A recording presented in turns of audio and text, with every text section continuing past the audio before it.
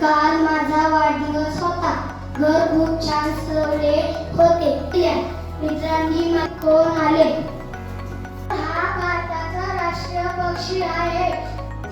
त्याच्या डोक्यावर एक सुंदर तुरा असतो.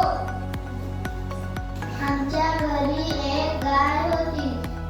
तिचे नाव कपिला आहे. एका जंगलात एक मोठा सिंह झोपला होता.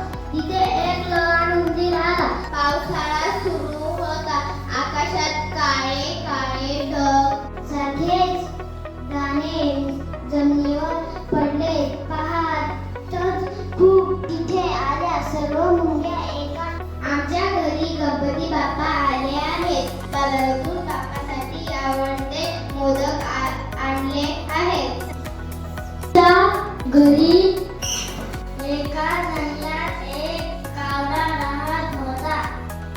उन्हाळ्याचे दिवस असल्याने त्याला खूप तहान लागली होते.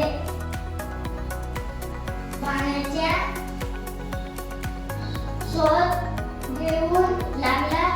त्याला एका झाडाखाली एक पाण्याचा माठ दिसला. झाडे आपल्याला गोड फळे आणि सावली देतात. सुंदर फुलपाखरू उडत होते. त्याचे पंख खूप रंगीबिरंगी होते. बागेत एक सुंदर फुलपाखरू उडत होते. त्याचे पंख खूप रंगीबेरंगी होते. माझ्याकडे एक पाळीव कुत्रा आहे.